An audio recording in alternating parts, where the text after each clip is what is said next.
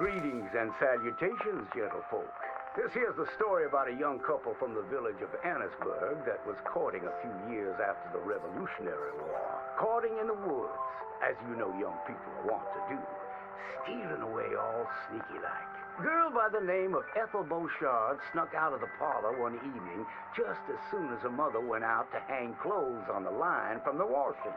She met up on the road by her farm with a boy by the name of Eugene Hutton. Now, the Hutton boy was an athletic chap, liked boxing, fishing, and swinging Indian clubs. It's quite singular to the story that he didn't seem all that inclined to go to war in the preceding years leading up. Well, they walked in the woods for a while. Pretty soon they lost their bearings and no longer knew the north from the south, nor east from west neither. Then they heard a low, moaning sound. "What's that terrible noise?" She said, all a-trembling.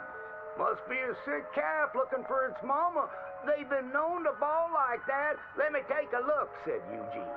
Well, old Eugene went and disappeared around a tree, came out the other side, and gave her a terrible fright. Boom!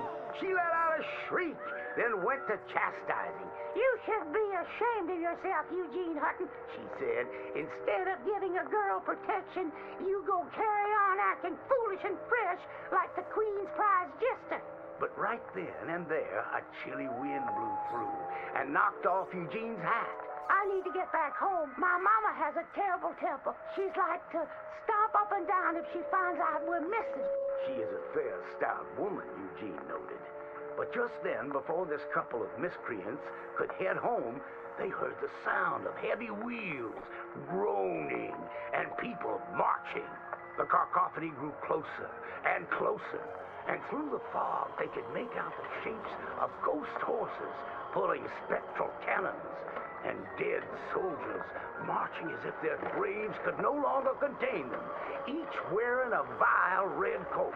"You will pay for your moral transgressions," the dead soldier howled, and cut his head clean off. Miss Beauchard shrieked in horror as Eugene's head landed right in her hands, his eyes still darting about, attempting to discern what horror had transpired. Little Miss Ethel Beauchard ran as fast as she could, stumbling and getting caught on trees as she tore through the forests. Terrified for her life, the dead soldiers marching after, hungry for blood. When she returned home, she told the people of the village that an army of the dead had taken Eugene within the confines of the fog. British soldiers who died protecting tyranny were rising from their graves as if to continue the fight for the demonic English. The townspeople erupted in fright and dismay until one daughter came forth and accused her of witchcraft. "She raised the dead to murder that boy for his pursuit of unwanted advances," he said. "So she too must perish."